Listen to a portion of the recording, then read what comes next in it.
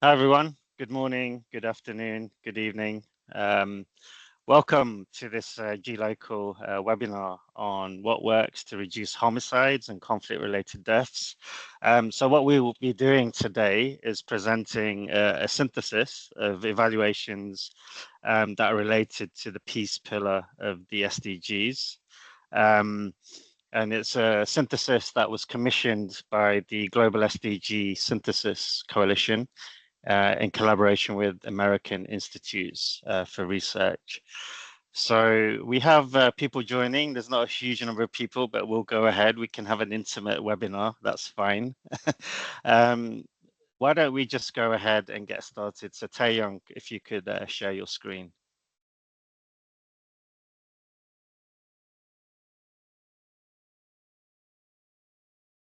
Okay, if you can move on to the next slide.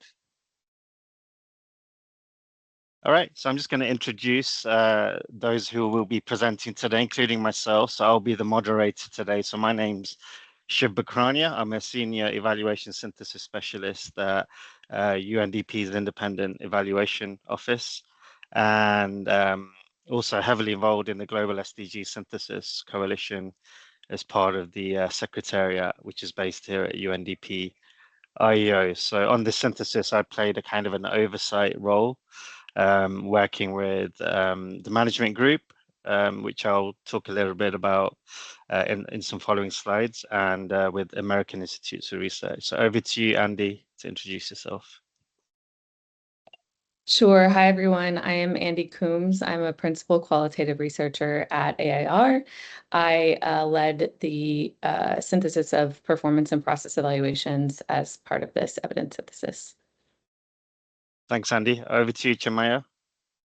Hi, everyone. I'm Chinmaya Holla, a quantitative researcher at AIR. I worked on the quantitative piece of this evidence synthesis, and previously I worked on the partnerships pillar evidence synthesis for the coalition as well. Looking forward to the webinar. Thanks, Chinmaya. So next slide, please, Taeyong. So before actually going into the substance of the synthesis, I'm going to talk a little bit about the Global SDG Synthesis Coalition as the entity that commissioned this synthesis. And maybe before I do that, I should say that we'll be presenting the synthesis here today. It's still something that we're finalizing at the moment, so we should expect it to be out in the next month or two. We're nearly there, but in any case, we wanted to present the key insights and findings. So a little bit more about the Global SDG Synthesis Coalition. So we're a multi-UN agency coalition. We include around 45 UN entities and also independent evaluation officers of multilateral entities as well. So that's who the coalition represents. The co-chair agencies are UNDP's Independent Evaluation Office and UNICEF's Evaluation Office. And we have a number of co-lead agencies within the coalition. There's too many to kind of represent on this slide here, but you can see some of the UN evaluation entities involved in the coalition who themselves are co-leads of various pillars of the coalition itself. Next slide, please.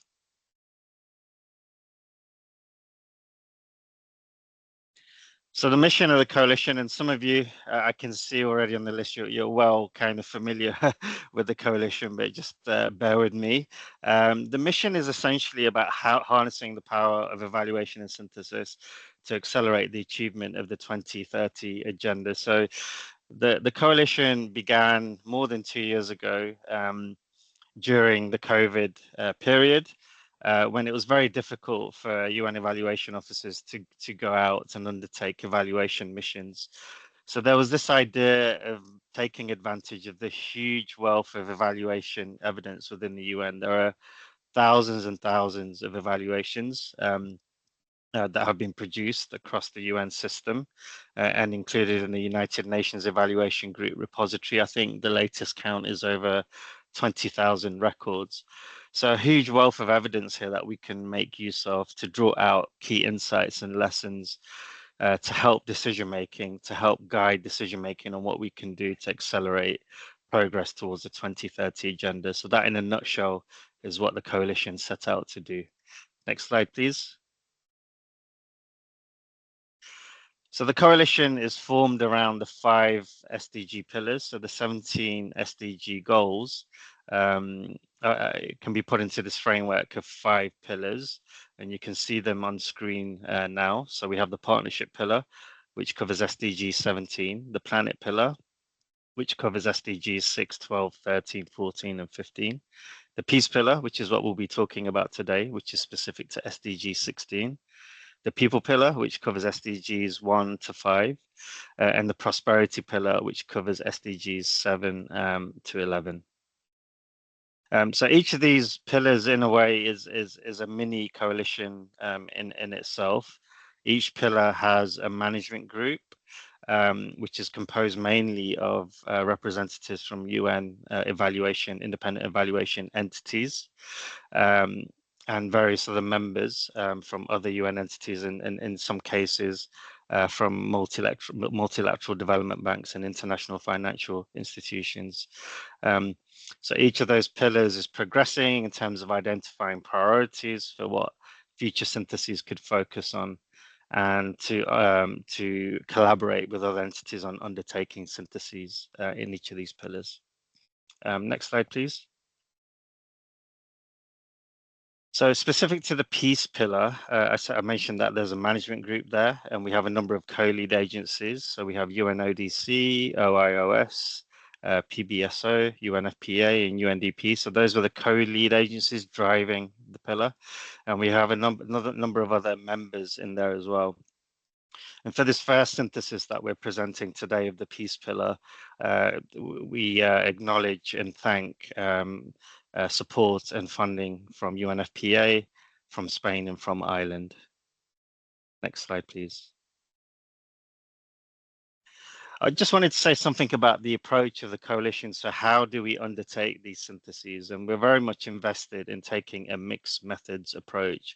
So what does that mean? That means mixing the best of external evidence or research produced outside of the UN in the form of impact evaluations or systematic reviews, and combining them or triangulating the findings from those evaluations of the type that the UN independent evaluation agencies produce, which we've called here performance and process evaluations.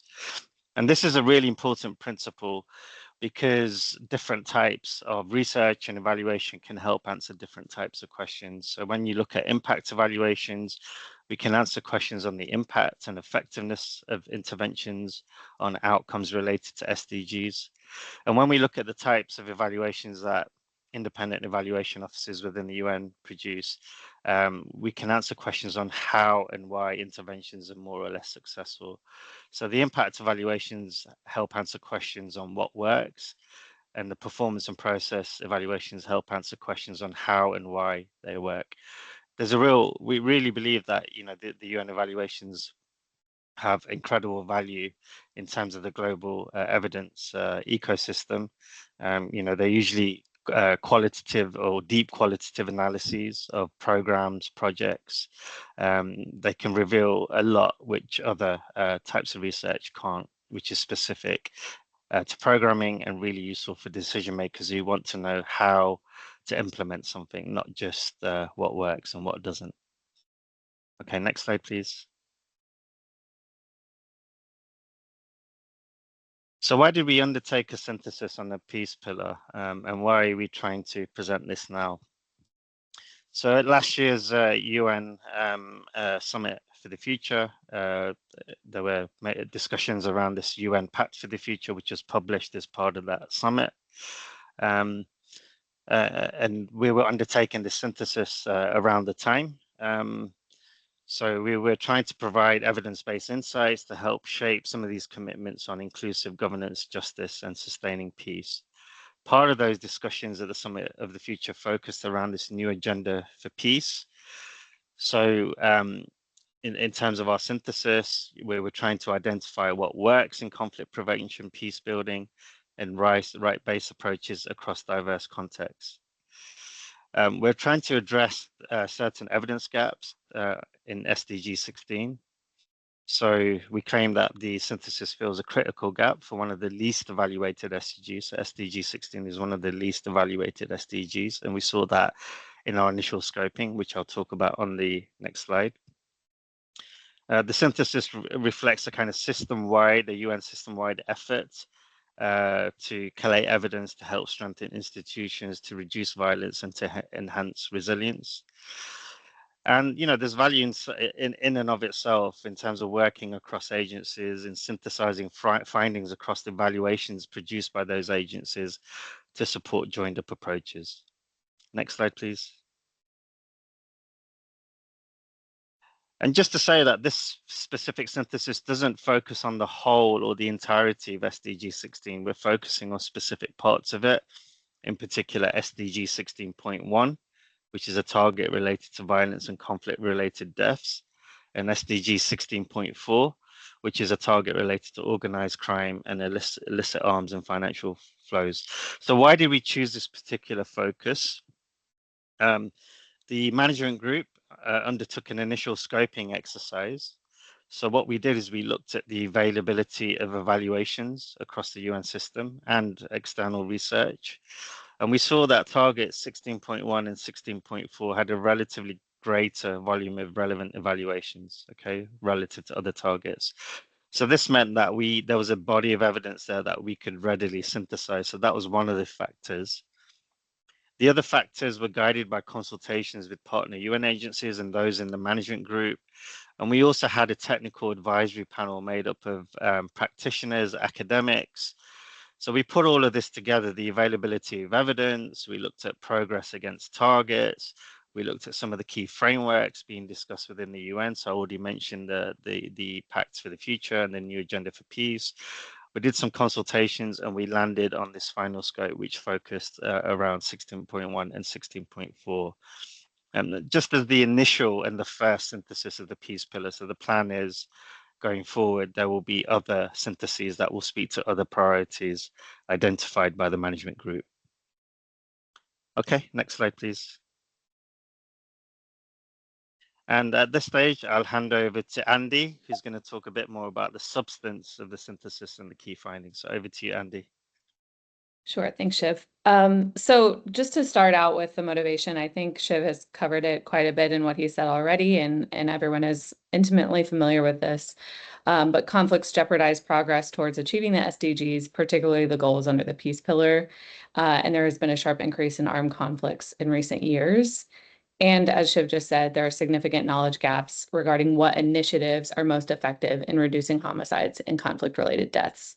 I think the third bullet here is important to emphasize because we're looking specifically at initiatives that aim to reduce homicides and conflict-related deaths. So obviously there are a lot of sort of external factors that also affect increase in conflict, but we have limited it to initiatives that also have evaluations related to what they're doing. Next slide, please, Dan. So our key synthesis questions are organized around three extremely broad topics. The first is what works and where. So which are the interventions that are effective in reducing homicides and conflict-related deaths? What's the impact of these interventions? How do they differ across contexts?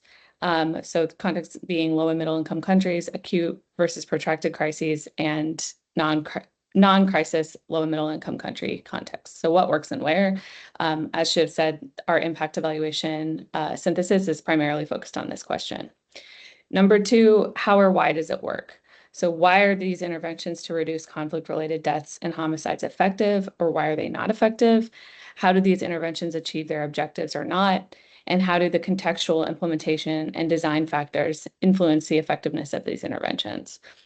Again, referring back to what Shiv said, this number two is more answered by the performance and process evaluations that we found, which are heavily produced by UN agencies, although there are some others as well. Number three was our question on leave no one behind. So how do gender and marginalization affect the impact of the interventions to reduce conflict-related deaths and homicides? And how did interventions consider at all non-discrimination, equity, and equality considerations in their design and implementation? Next slide, please. So After the scoping that Shiv described, we did sort of a further scoping because, as you can imagine, there are a lot of different types of interventions that could potentially reduce violence, theoretically reduce violence, such as social protection, education, et cetera. But the scope of this study, we tried to limit it because it could be huge. So we focused specifically on initiatives that stated a direct link to violence reduction and their theory of change. And these initiatives are under 3 primary thematic areas, which we adopted from the 3IE Building Peaceful Societies Evidence Gap Map, which is from 2020. So we looked at initiatives under social inclusion, which is strengthening social cohesion and conflict resolution, as well as intergroup perceptions and relations. So you can kind of think of this as a very micro interventions related to communications, economic inclusion, gender and youth inclusion, and social cohesion for conflict prevention. We looked at safe environments, which we defined as ending violence and building a safe and secure environment. So these are studies related to border management, democracy and peaceful elections, early warning systems, governance, law enforcement capacity, and youth crime prevention. And then the third category is peace processes and conflict prevention. So this is initiatives to support peace processes, oversight, and post-conflict justice. So this is related to gender for peace, governance strengthening, peace agreement implementation, security and stabilization, and some social cohesion. So to be clear on how we got to these specific initiatives, we started with a large, broader activity categories. We searched with terms related to those categories, so not related to the specific initiatives yet. And we saw what we got back. And our primary criteria was that it could fit within one of the activity categories, and also that there was a direct link stated in the theory of change of the evaluation that the initiative would theorize it would lead to reduced violence. We then made these categories of specific initiatives that came out of the papers that we found. So we didn't make up these initiative categories. We rather took a bottom-up approach and made the categories out of what we had found. So that's a bit on our approach. If you could go to the next slide, Taeyoung, I'll pass it to Chinmaya to start discussing some of our results. Thanks, Andy. So like Andy and Shiv mentioned earlier, we looked at both quant and qual evidence. On the quant side, this consisted of experimental and quasi-experimental impact evaluations, which are examining causal effects of violence prevention programs. On the performance and process evaluations, these focus on implementation of violence prevention programs. And our geographical focus was on low and middle income countries. And we looked at studies published in the period between 2019 to 2024, inclusive of both years, and these were included in the synthesis. We ended up eventually with 444 performance and process evaluations and 40 impact evaluations in the final pool. We had started off with more than 1,500 studies to screen on the impact evaluation side and more than 3,000 studies on the performance and process evaluation side. One point to note again, as Andy mentioned earlier, is that the performance and process evaluations included in this were primarily published by UN agencies and bilateral donors. And this kind of highlights the importance of searching in non-academic databases, because this tends to be a blind spot since most systematic reviews overlook such evaluations, but there is a wealth of information in such databases also. Next slide, please. And moving on to specific domain areas that we looked at, almost all the performance and process evaluations examining the social inclusion domain focus on gender and youth inclusion or social cohesion conflict prevention. The impact evaluations examining social inclusion are a lot more fragmented, meaning they are spread across communications, which is the largest category with 6 impact evaluations, but we have some information from gender, youth inclusion for conflict prevention and economic inclusion as well. Next slide, please. Most of the performance and process evaluations in the safe environments category focus on strengthening governance to prevent conflict, violence, or crime. And nearly 2/3 of the impact evaluation evidence that we find focus on initiatives aiming to enhance law enforcement capacity. But we also have some information from the others category, which basically didn't fall into any of the categories that you see here, and also democracy and peaceful elections. Again, what you notice here is that a lot of studies are coming from the performance and process evaluation side, but we do have robust impact evaluation evidence as well. Next slide, please.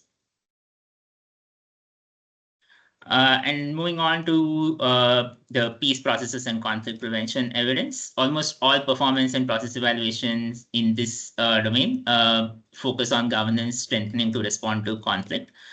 2/3 of the impact evaluations here examine the peace processes and conflict prevention, focus on security and stabilization strengthening. We have some information from governance strengthening and some information from social cohesion on the impact evaluation side. And an overarching point is that some evaluations, quite a few actually, fall under more than one category. So the number of included interventions across these initiatives is higher. If you add it up, you'll see that it's higher than the total number of included interventions. Next slide, please.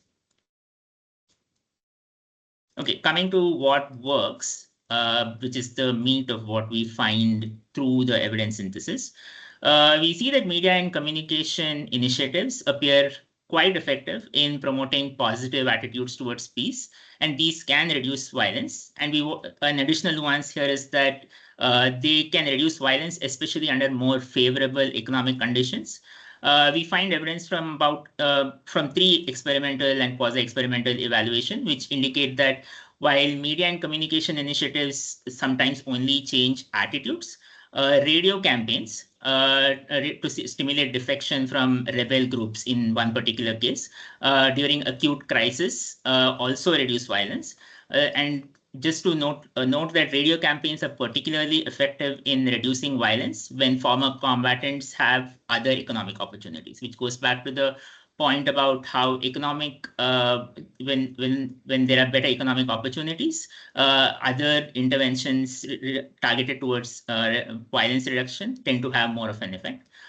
And similarly, a synthesis of 4 impact evaluations of communication and media initiatives in 4 different contexts show how different media interventions can effectively promote peace by influencing public attitudes and behaviors. But we also find that the precise impacts vary based on the medium, messaging, and context. And again, despite the difference in context that we have in our evidence, so we have contexts such as no conflict, post-conflict, protracted crisis, and acute crisis, and the difference in approaches, which range from social media bots to radio messaging and storytelling. Each intervention demonstrated some positive effects on attitudes towards peacekeeping, and some initiatives also resulted in reductions in violence. Now, getting to triangulating the evidence from the impact, performance, and process evaluations, this indicates that several initiatives can help in promoting peace and reducing violence. These are community engagement, policy advocacy, digitizing information, and capacity building. All of these can help in promoting peace and reducing violence. Both impact and performance and process evaluations highlighted the effectiveness of communication initiatives. So the communication initiatives are generally effective. However, the communication medium requires adaptation to the audience. So depending on the context, you have to change the message that is reaching the audience, which makes it more effective. We also see that different evaluations of social cohesion and infrastructure investments show that there are positive synergies between these components. So we find evidence from impact evaluation that indicate that violence reductions are particularly large after combining investments in social cohesion and investments in infrastructure. And these findings are generally consistent with the idea that combining investments in economic and social conditions, which I spoke a bit about earlier, is more effective in reducing violence than investments in only economic or social conditions. But we are not entirely sure what the pathways here could be. And similarly, there are several performance and process evaluations that also indicate that economic inclusion programs are effective when combined with governance initiatives. Next slide, please. And coming to peace processes, most evaluations examining the impact of peace missions focus on the effects of violence reduction. This could be homicides, conflict-related deaths, other types of violence during as well as after conflict in acute and protracted crisis settings. And all of these are in the evidence that we find is in sub-Saharan Africa. Impact evaluations specifically indicate that peace missions are generally effective in reducing conflict-affected deaths during or after conflicts. Some evaluations also examine how the effects of a peace mission comprised of many different components, meaning there are several different facets to the peace mission, while some others examine only the effectiveness of specific peace mission elements, like does it consist only of civilian personnel or uniformed personnel and so on.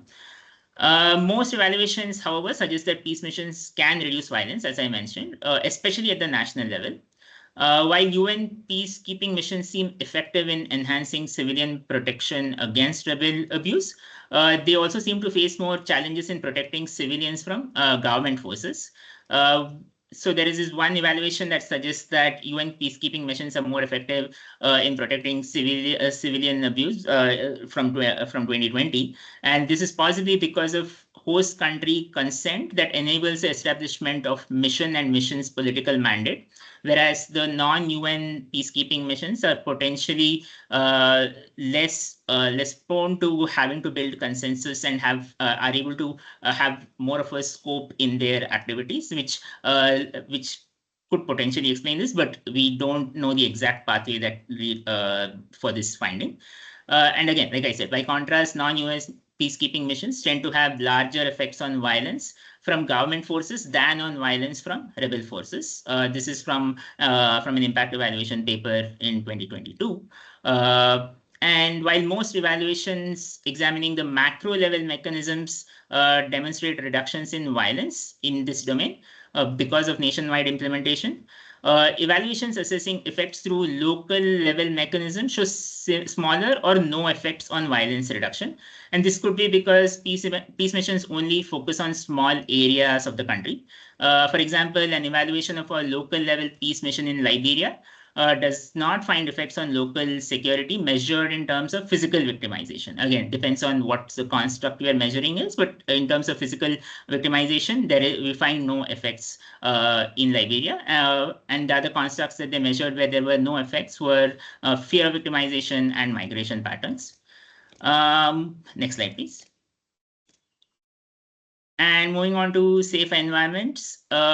So evidence from 4 evaluations indicates that police presence and access to police reduces crime across a wide diversity of contexts. So across contexts, we find that it is effective. For instance, a very abrupt reduction in police presence because of certain police strikes that were going on led to increase in homicide somewhere in the range of 100 to 150%, 100 to 200% in Brazil.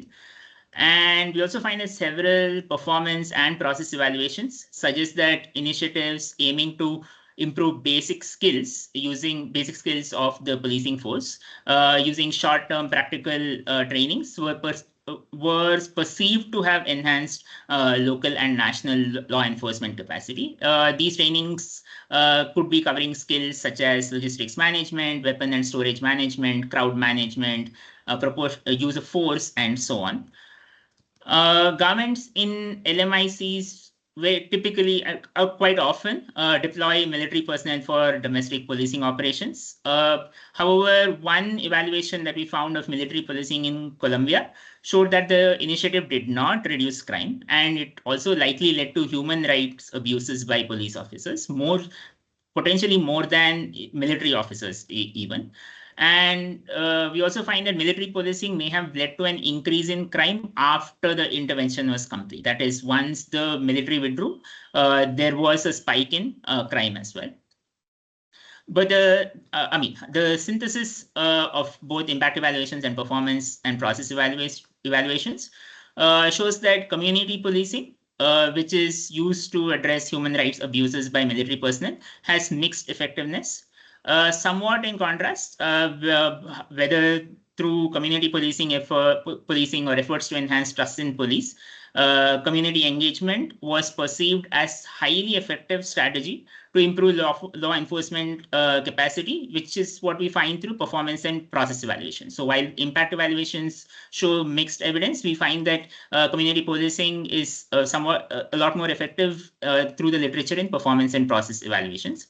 Numerous law enforcement initiatives found that having a community trust component, either between officers and communities or officers and their superiors, it kind of humanized law enforcement and helped citizens become more aware of their rights, which is potentially why we see that community policing is effective as well. Next slide, please. I'll hand it over to Handy at this one. Great, thank you, Chinmaya. So just a reminder too that what Chinmaya just presented was more focused on what works. So that was question 1. It was a mix of impact and performance and process evaluations. And so now we'll talk a bit about the mechanisms piece, question 2. What implementation doesn't work? What are the reasons why it doesn't work and the ways in which it does? One other thing I'll mention too is that the information Chinmaya presented, you could see, was very much focused under the 3 pillars that guided our study that I discussed earlier. However, the question 2 about the mechanisms, although we started within those pillars and trying to understand what are the mechanisms for the specific 3 types, being peace processes, social inclusion, and safe environments, we were finding that the commonalities were across the different types of interventions. So a lot of what the reasons why are for the various interventions working or not working go across studies. So what I'm about to present is generally across studies, and where it's not, I'll certainly mention it. So what doesn't work, or why don't things work? Contextual misunderstandings were a fundamental impediment to achieving outcomes. This finding, I'm well aware, could seem like a trope that is said in a lot of evaluations. However, because this is a synthesis, it's even stronger because it was coming across in so many evaluations. So what do I mean by contextual misunderstandings? So one example is that an evaluation of a UNODC initiative, which aimed to build local law enforcement to dismantle criminal networks involved in human trafficking across North Africa, found that the counterparts did not account for the fact that migration flows are not horizontal between North African countries, but rather vertical with sub-Saharan Africa, which was not addressed by the project. So this project had multiple countries, which was Puente et al. 2023. They had multiple countries within North Africa, but they failed to address sort of the driver of the human trafficking, which also came from sub-Saharan Africa, and they were not involved. So it was more addressing only one side of the supply-demand pole. Another example is from a study in the Solomon Islands where they weren't, which was aiming to strengthen governance and justice, but the efforts did not overcome some of the contextual challenges, such as the backlog of cases and the high number of adjournments. So in some cases, the programs don't address even these small things, backlog of cases, high number of adjournments, that can make a huge difference in whether or not the programs are effective. The second point here is that greater coordination among governments and implementers could help ensure initiatives reinforce one another within the purview of the country and regional goals. So this is obviously quite related to the point that I also just made in terms of sort of asking where are the stopping points, understanding where initiatives could have the highest impact, or if there are these smaller things that could be more easily fixed, would be really useful for increasing the effectiveness of the interventions. And thirdly, ensuring continuity with past initiatives and stakeholders during the initial phases of the new initiatives yielded substantial improvements in implementation quality. So obviously, we're talking about conflict here. So there's usually changing political landscapes, which creates uncertainties. However, this almost makes it more important to ensure greater coordination among governments or implementers or whoever is involved to ensure that the initiatives reinforce one another and are within the purview of the country and regional goals, like I mentioned in point 2. Doing these, increasing the coordination like that can help with sustainability and even in politically complex environments. Next slide.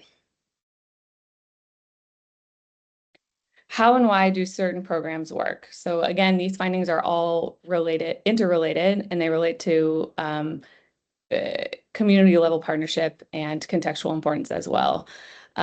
So one thing we found about how and why certain programs do work is that a primary facilitator increasing the likelihood of achieving outcomes was institutionalizing activities to increase their likelihood of sustainability. So what do we mean by institutionalization? Evaluations showed support for efforts to advance systemic and organizational capacity, particularly when they rely on continuous long-term engagement. So for example, one capacity development initiative in Sri Lanka enhanced organizational capacity to use operational guidance and systematic and written documentation. So essentially ensuring that the activities that are going on are a long-term investment. We also found that formalized government and community partnerships likely increase the effectiveness of initiatives to reduce conflict. This also goes along with the prior slide as well, basically just involving governments and ensuring that community members, like Chinmaya mentioned as well, are on board with what's going on and sort of give input into the direction of programs. Programs are much more likely to be effective if that's going on. And the third thing, again, related at the community level, partnership engagement during the initiative design and throughout implementation drove program success and promoted sustainability. So we found more than 10 studies that said that this community level partnership engagement in the design phase specifically helps to increase the likelihood of achievement of outcomes. Next slide, please. So on leaving no one behind, that we found that including youth and women in program design is critical, but there was an evidence gap on whether initiatives that focus solely on increasing representation of women in the absence of complementary violence reduction efforts result in reduction in violence. So essentially this is saying that many of the programs seem to ensure women were included, but lack a formal pathway in the theory of change that showed why including women or youth is likely to reduce violence in a specific conflict. Where is their influence most likely to have an impact? And what are the accompanying activities that need to happen to increase the likelihood of impact? So again, this is a contextual question. So in the context of wherever the program is implemented, why is it that the involvement of women or youth would make a program more effective? And where are the specific areas in which the program could include women and youth that would specifically enhance its effectiveness. So the second point here is that a clear gender inclusive strategy incorporating culturally acceptable roles for women and men was often missing. So sort of what I just explained with theory of change, that ensuring that the strategy for including gender and youth is comprehensive as opposed to a bit more tokenizing of women and youth really would likely have more effects on enhancing programming.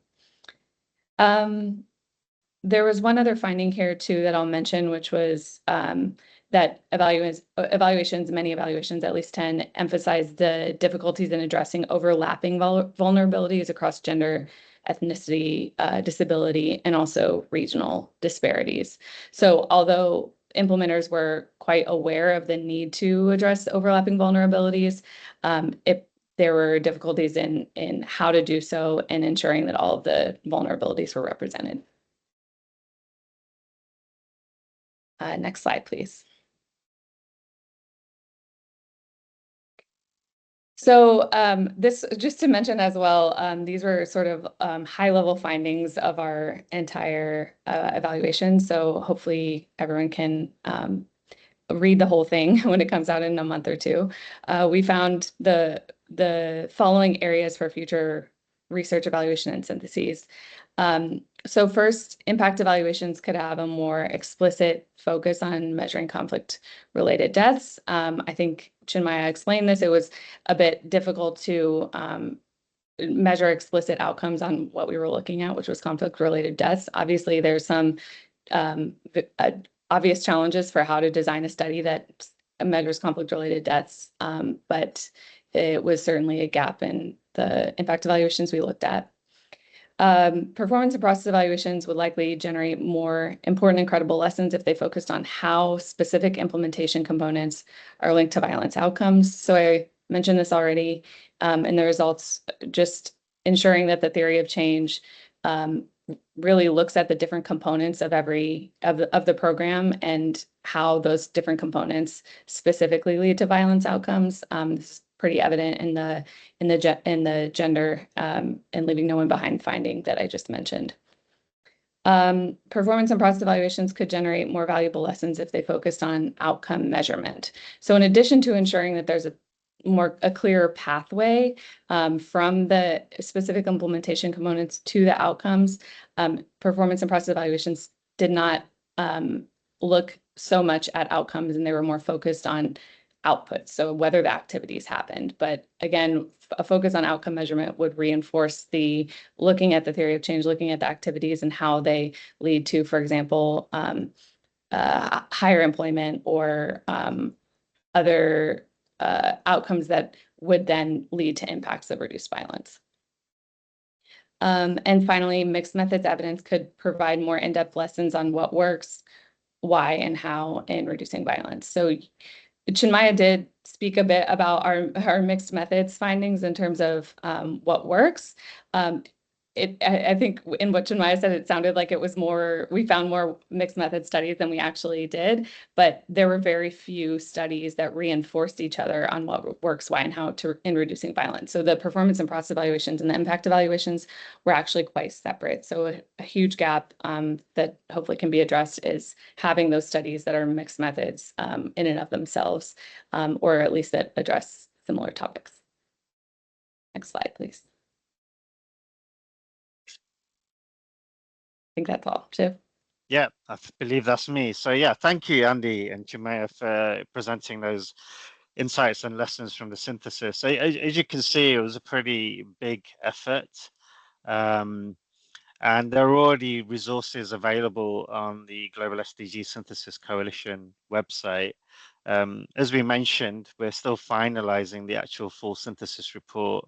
We just really want to make sure that we have a really good presentation, a good and clear and useful and actionable presentation of the findings and lessons that came out of the synthesis. So we're working on that, and watch this space. We'll keep you all updated. I now that I've had time to kind of focus on those who are attending this webinar, I see many familiar names from the management group and the technical advisory panel and various other colleagues. So some of you will already been aware of this and been on this journey with us, and thanks for attending this webinar.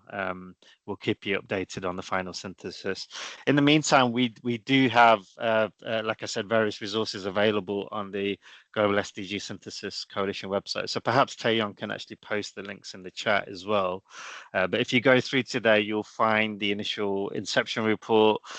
You'll find an interim brief that we developed that was done for around the time of the Summit of the Future last year.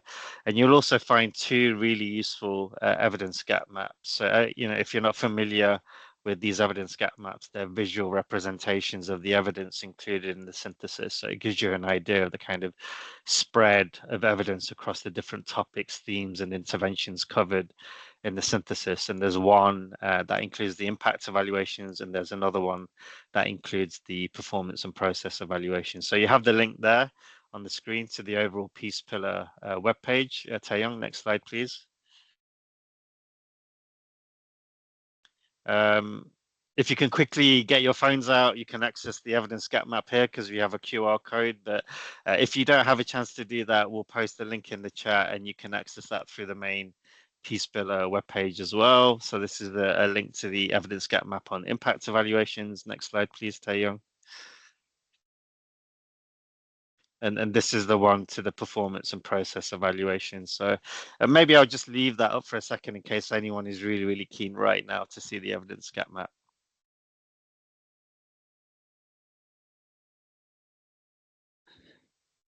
Okay, next slide, please. Okay. Oh, well, that's it. We're open to discussion and questions and answers. It's a little bit of a shame because there's quite a small, intimate group here, and we could have had a perhaps more interactive discussion. But perhaps there's still an opportunity if anyone wants to come in to put their hand up. Taeyong, is that possible? We can unmute them if people want to speak. Personally, that's fine. I see that there are some questions in the Q&A in the chat. So let's address those first. So Eve asks, will the audio recording be shared? So we can do that. We can send the recording around to those here. And I believe, Taeyong, it'll probably be posted on the GLocal website. Is that right? And if not, yes, I believe so. Okay, and if not, we can upload it onto our website as well, the Global SDG Synthesis Coalition website. So in one form or another, the recording will be available. Okay, I see there's a couple of comments in the chat as well. Taeyong, I mean, if people want to come in and ask the question in person, are we able to do that? It might be a better way of doing it. Sure. I'll change the settings so they can unmute themselves if they want. Okay. So Kai, I believe, let's give it a go. Kai, if you want to come in and ask your question, it also is fine. I can read it out, but happy for you to come in and ask your question if you want to. And introduce yourself as well. It'd be good to know where everyone is from.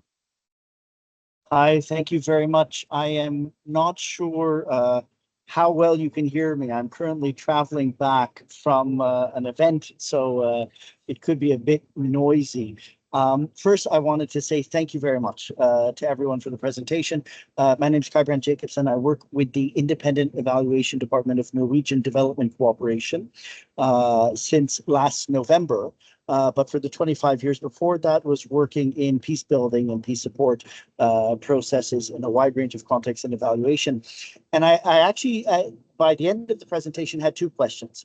The first was about how you assessed and validated the quality and rigor of the evaluations and of the findings and recommendations. There were a few times it was mentioned that there was an evaluation or that 4 evaluations had been looked at. And having engaged with evaluations of violence prevention, armed conflict prevention, and peace building support evaluations in a wide range of contexts over the last 30 years, I often find the quality to be highly questionable, to be just leaps of imagination in proving impact or what is assessed.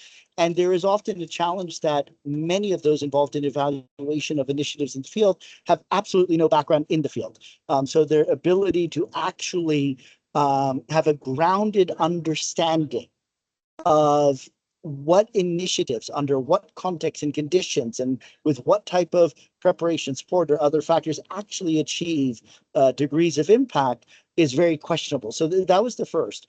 And then the second, the findings that you presented, if you read the conclusions of the War-Torn Societies Project from 1997, they're identical. They go into a lot more detail. And there have been many dozens of evaluations, or you had the study of the UK Prime Minister's strategy unit back in the early 2000s and many others. And for anyone who actually works in peace building or in armed violence prevention programming for some time, the findings make good sense and would be seen as things that we have been identifying for nearly 30 years. So my question is, how do we move forward from having evaluations where we identify, and some of these are almost ad hoc lessons. I haven't read the full report, but if you're looking at a comprehensive or strategic impactful approach to programming in these areas, those were sort of very, very piecemeal, the conclusions that are there. But how do we build upon the cumulative evidence and then move from that to improved practice? because the other aspect is not only what works, but a lot of what goes into programs going wrong. You mentioned, not necessarily robust understandings of context. These are things we've been identifying since the 90s. What do we need to do to begin to move towards a modicum of minimum competence in programming and intervention and initiative design? Thanks, Kai, and thanks for agreeing to put your camera on whilst you're on a train. So I think there's two different aspects to that. One is about the validity and rigor of the evidence included, and to what extent we can sort of trust these as justifiable claims made in the evaluations, and the other is about how we can sort of action recommendations or lessons that come out of exercises like this. So, I mean, my kind of stock answer on the first would be that. In the synthesis, we would claim that it's the best available evidence on our specific scope. That's the whole kind of objective of the exercise. But I'll hand over to Andy and Chinmaya on this, because maybe there's a different dimension to this in terms of the impact evaluations on one hand and the process and performance evaluations on the other hand. So over to the two of you. Yeah. Yeah, I'm happy to start, and then Chinmaya, you can speak to the impact evaluations. But on the process evaluations, which, if you recall, were the primarily UN focused evaluations, we did do a short version of a quality review protocol, which is the CASP that's used in qualitative syntheses. And essentially, there are a number, I'm not sure if you're familiar with it, but there are a number of indicators on that protocol that aim to ensure that the evidence that's included is of the highest quality. So we did that, and I don't think that we actually excluded any, but the other thing I'll say from quality point of view is that I think the way Chinmaya presented as well was indicative of the fact that none of the performance and process evaluations did we claim that there's an impact on anything. And I think that's also very clear. So it's focusing more on sort of how are things being implemented to try to get to those impacts, which even if the performance and process evaluations said or claimed there to be impact in a certain program, we would not have used that piece. So it's more focused on the mechanisms. And Chinmaya, just if you want to add anything for IEs. Yeah.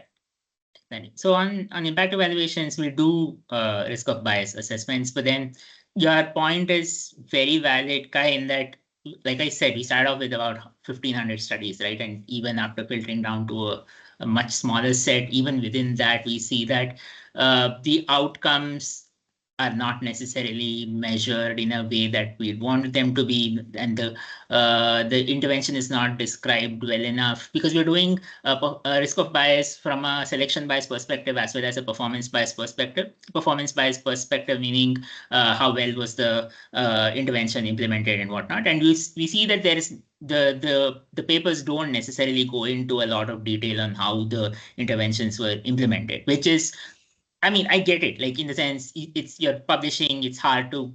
I guess the people are not necessarily interested in that aspect when it comes to publishing. But then we don't have much information in the papers on how the implementation was done, the implementation details, and so on. On the selection bias side, I think we find that about half of them, no, not half of them, about 70% of them have low selection bias or medium selection bias, meaning we can be fairly sure that the treatment group is the treatment group and the control group is the control group. But you also see what I described, there's only 40 impact evaluations, right? For a topic of this import, it's kind of surprising that if you go in education or health or any of those other fields, you see that there are hundreds and hundreds of relevant impact evaluations, but not necessarily in this field. Also because it's much harder to get baseline data, for example. It's much harder to track these outcomes over a period of time. It's much harder to get buy-in from the stakeholders, which are usually at a national level, as opposed to in education or health, where maybe you can work with a smaller NGO to test something out. So Yeah, point completely valid that it's overall there is a problem with how the evidence is presented. But in this particular case, the impact evaluations that we have selected have undergone a risk of bias assessment, and 75% of them do have low or medium selection bias. So fairly confident in the results of these impact evaluations. Yeah, thanks, Chinmaya and Andy. So, I mean, that speaks to the quality of the evidence included. I mean, one thing to say, just to add to that, is that, there's a different purpose for the impact evaluations and the kinds of evaluations, what we're terming performance and process evaluations that the UN and other independent evaluation entities produce. And, whilst the impact evaluations might make causal claims, on the whole, I would say that the process and performance evaluations are speaking more about contribution, which is still valid. So it's just a different way of looking at things.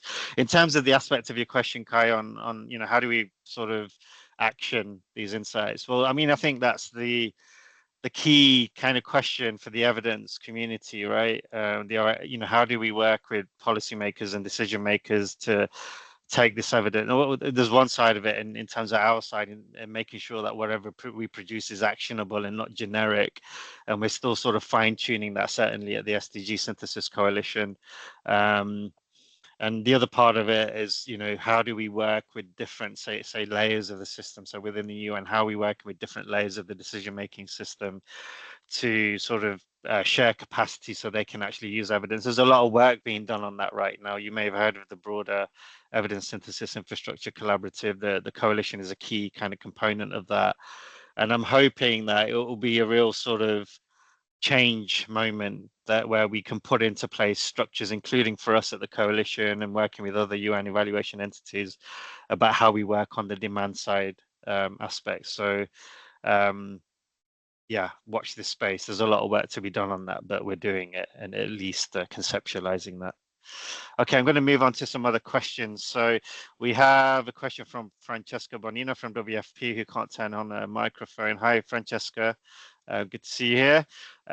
So she's asking a question about scale and scalability. So whether you found the synthesis universe a segment evaluations that looks at a pilot, and whether evaluations discuss issues around scaling up results. I mean, my take on this is that there is a variability of sort of scale of operations like explored within the synthesis. Some of the things under peace processes are at larger scale, some of the others may have been smaller. But again, I'll hand over to Andy and Chinmaya for more detail on this. Yeah, no, I think that's definitely it. For example, the social inclusion, social cohesion studies were at a much smaller scale. Sorry, I'm just scrolling to find the question here. Chinmaya, I'm not sure if you have anything to add while I look for the question. Yeah, sure. So, I mean, I'm not sure if I'm interpreting the question correctly, but at least on the impact evaluation side, there's small interventions and there's something at a much larger level, but tracking something from pilot to scale, which I guess would be of a lot of interest to see what works, what doesn't work at a smaller scale, and then kind of taking what works and scaling it up. We don't see evidence of that sort. In peacekeeping missions, for example, the evidence is more at a national level, and then in communications, it's more at a smaller level. So it's not. I mean, at least on the impact evaluation side, there's nothing that talks about a journey to scale. And maybe there's something on the process.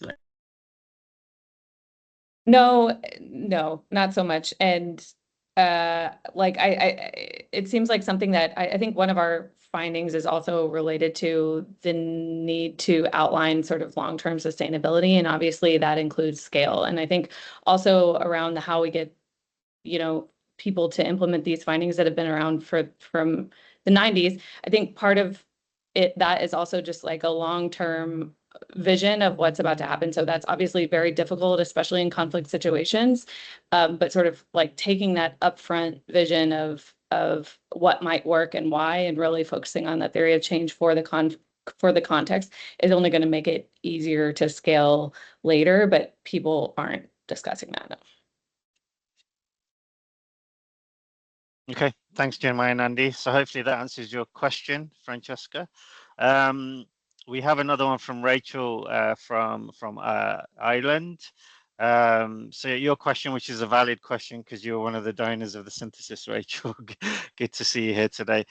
Could you advise on when the final version of the study will be published? So we'll get it done before the summer, by the end of July. I know it's taken a little bit longer than perhaps expected, but we're working on getting the synthesis right, and at that point, we'll bring everyone back together again and have a talk about how we can best publicize it. I think it will be quite timely because we enter the other cycle again of the SDG, the UN General Assemblies happening in September, and other kind of key UN events like the World Social Summit, which is happening in November as well. So there's going to be some good forums to publicize this, and we can talk about other avenues for that as well. And if anyone else on this call has ideas, feel free to get in touch. Okay, I don't see any other questions in the chat. If anyone else wants to ask a question who's here, feel free to put your hand up. Christoph, I see that you put your camera on, so perhaps you're looking to ask something, or maybe I'm putting you on the spot. All right, we have a few more minutes, so I'm going to maybe take advantage of my own role here as a moderator. I had some prepared questions just in case we didn't have enough, so we continue until 9:15, 15 past the hour. So my first question is actually on the extent of kind of impact evaluations available on SDG 16. I know we touched on this perhaps a little bit in response to Kai's question, but Andy and Chimaya, I mean, do you have any thoughts on why SDG 16 or the peace pillar remains under-evaluated through impact methods compared to other SDG areas? So perhaps this is an extension, Chimaya, of what you already mentioned before. Over to you. Yeah, no, I mean, it was, I didn't go in with any preconceived notions on how many impact evaluations we'd find, but I was still surprised by the number of good quality impact evaluations being so few. And again, I mean, these are all hypotheses, not entirely sure if I'm right, but it does seem like there are the databases such as the Uppsala database, which quite a few people use, and so on, are harder to build. It's harder to collect baseline data if you're looking at a retrospective impact evaluation, for example. It's harder to get baseline data on the outcomes that you're interested in.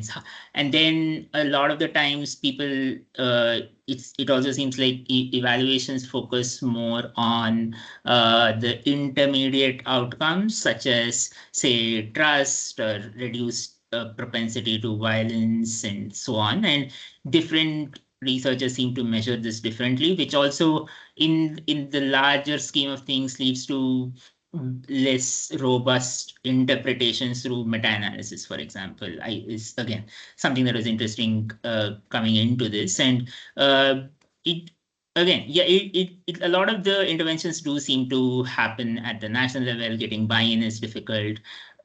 Just for some of the reasons that I think it may be difficult to run these evaluations. And again, of the few researchers that I think are more involved in the impact evaluation space are also having to build deep relationships with the governments to be able to run some of these experiments, which is a longer term process. And that's why we are where we are, is my hypothesis at this point. Thanks, Chimaya. Seems like a well-considered hypothesis, given what we know about SDG 16. Okay, so I'll ask a last question, and perhaps we can finish a little bit early, which is fine. So this is about multi-sector intervention. So Andy, I don't know if you have any thoughts on this. The synthesis points to synergies between social inclusion, governance, and infrastructure. So what do you think these kinds of findings imply for how we design multi-sector interventions? Perhaps it speaks a little bit to Kai's question as well, like where we have, you know, this evidence has maybe stood still for several years. So is there anything more interesting we can do in terms of maybe designing multi-sector interventions and producing evidence on those as well? Over to you. Yeah, I mean, this question speaks to, there is a finding specific to this, but it also speaks across the evidence synthesis in that, there's not one siloed intervention related to violence is not going to do much if you don't have economic opportunities in the country. So this was actually a couple of strong quantitative impact evaluations that came through that combining the investments are the best way to decrease the likelihood of violence.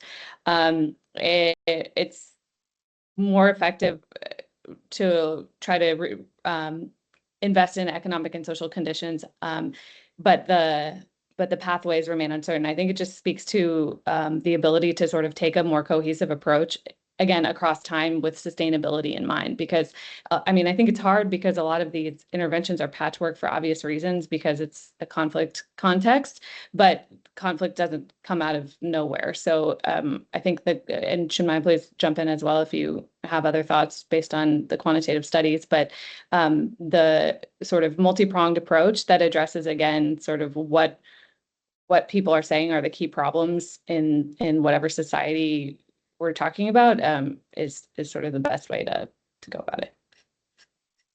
Yeah, no, just adding on to what Andy said, even in like the communications interventions, we find that it works better when there are economic opportunities also. So ultimately, combinations of things seem to work than each thing piecemeal, as Andy said. But yeah, economic opportunities seem to be a key feature, as well as infrastructure and all of that put together seems to reduce violence. Just one other example too. I mean, a lot of these social cohesion, sort of the micro level interventions were focused on community members and sort of discussions with community members. And so if you don't have that in combination with good governance, in combination with effective policing, there's very little that you can expect a community level intervention to do when it comes to macro level piece. Thanks. Fantastic. Okay. I think we have no more questions in the chat or in the Q&A. I'll give it a couple of seconds in case someone wants to have the last word or the last question. Not seeing anything. Okay, I think let's wrap it up. I'm gonna just post my email in the chat. So feel free to contact me directly if there are any further questions about this synthesis. Happy to elaborate further. You can also contact us through the Global SDG Synthesis Coalition website. Do check out those links that we've posted if you haven't already for the materials available on the synthesis thus far. And we'll keep you all informed one way or another about the final report, which we'll get out as soon as possible, and certainly by the time summer comes around. Thanks to all of those who've attended. Thanks to those management group members for the pillar who are here and for all your support over the past few months, and the technical advisory panel members, and to everyone else who's attended. And most of all, thanks to Andy and Chinmaya for taking the time to present on the key lessons and answer the questions. So take care, everyone. Have a great rest of the day, and please stay in touch. Thank you. Thanks, Shiv.